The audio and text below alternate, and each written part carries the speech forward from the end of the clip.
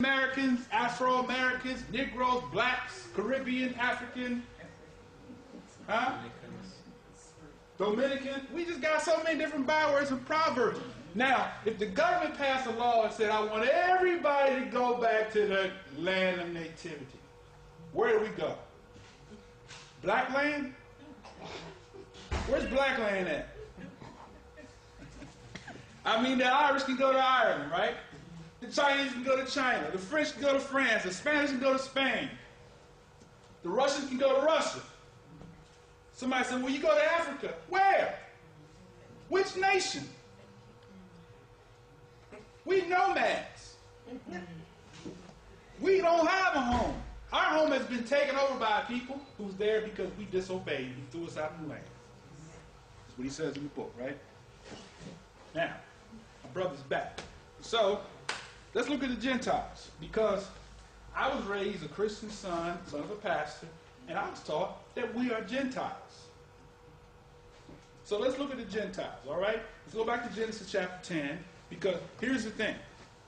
Every Bible teacher, now I'm going to give some credit to Schofield. Y'all ever heard of C.J. Schofield? He tells some truth in his commentary. You got to watch him a little bit because he got a little prejudice in some of his commentaries, right? Also, Finis Dake's Reference Bible. He's got some accurate stuff in it, but you got to watch him too because he has some racist notes in there too, right? You ever heard of British Israelism?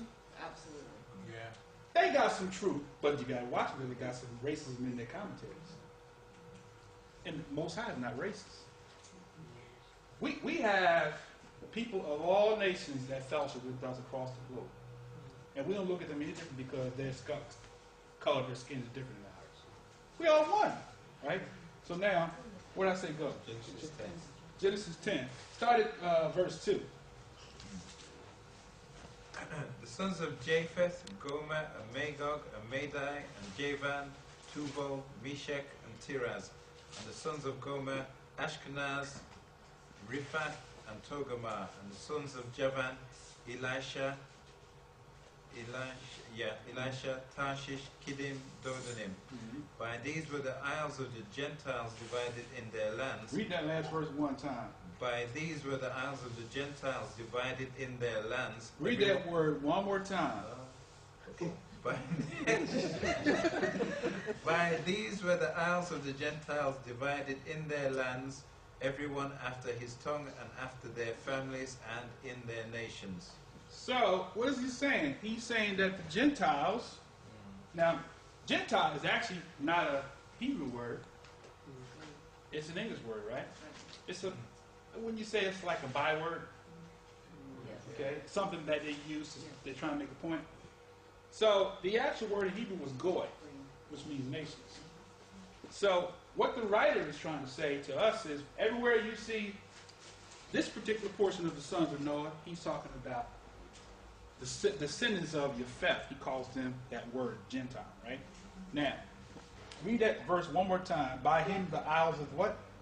By these were the isles of the Gentiles divided in their lands, everyone after their tongue and after their families and in their nations. Okay, so here we go. Gentile is an English word derived from the Hebrew word goy, meaning Gentile or heathen. Was translated as race, heathen, nation, people, and applied to pagans. Let me back up here in my presentation. I want to move on.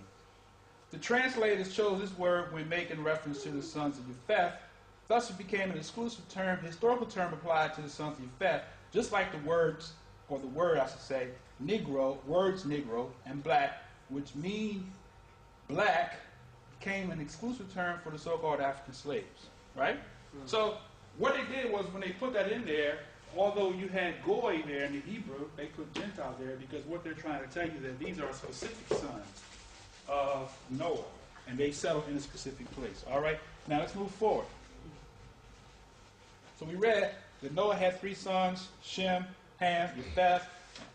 Out of each one of those sons, all the earth was overspread by each one of those sons, right?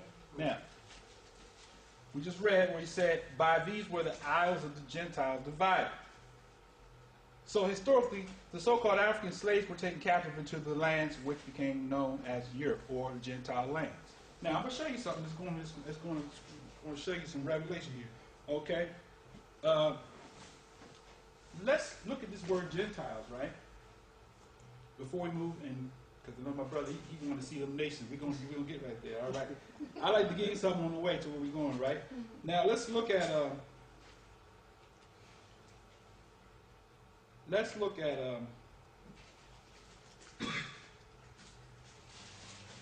Lamentations. I think is where I want to go.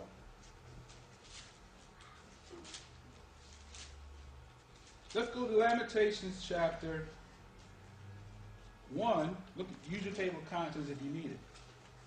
It's still going. Okay? Well, it moves on. Okay, you don't like me. It's just moving away, isn't it? Okay, Lamentations chapter 2. You found it? Okay, 2, verse 9. Write these down. You can look them up when you're home. I know people are not used to reading out these books. But we read out these books every Shabbat because we want to know this book so we can wrap this thing up and we can all go home together and have us 1,000 years of peace on earth, goodwill towards men, right? Yeah. Now, her gates are sunk into the ground.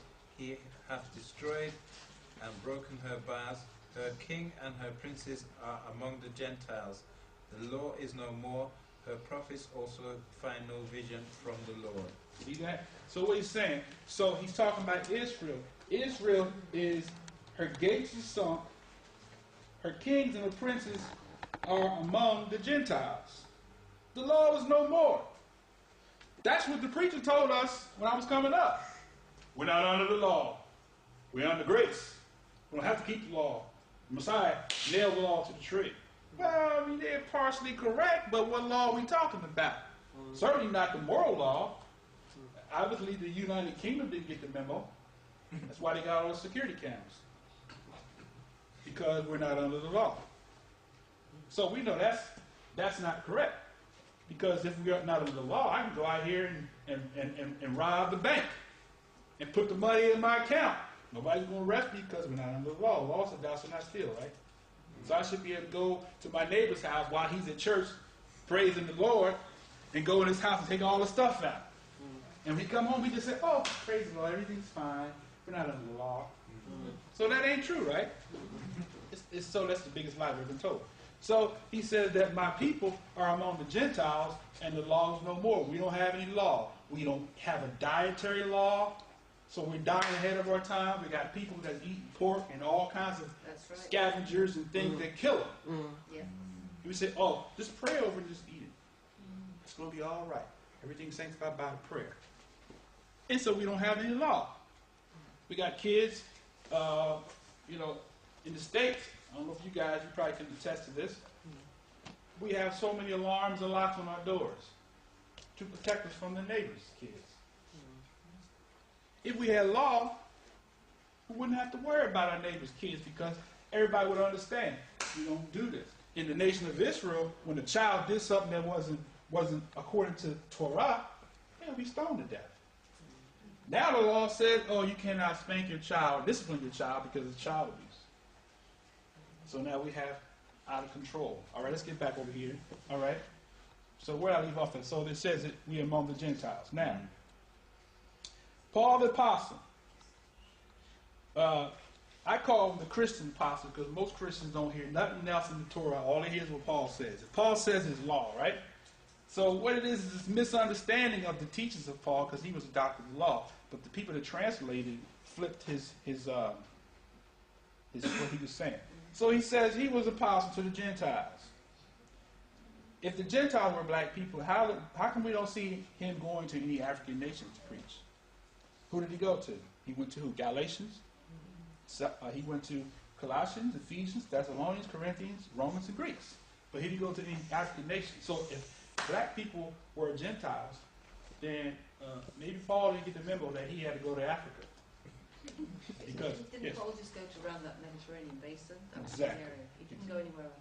He didn't go nowhere else. He didn't go to Africa, nowhere. As a matter of fact, the Africans had issues with Israelites. Remember Jonah? When the Most High told him to go to, where did he tell him to go to? And where did he go? He went to Spain. He said, I'm going to deal with the Spanish people. You know, they come, how do you say?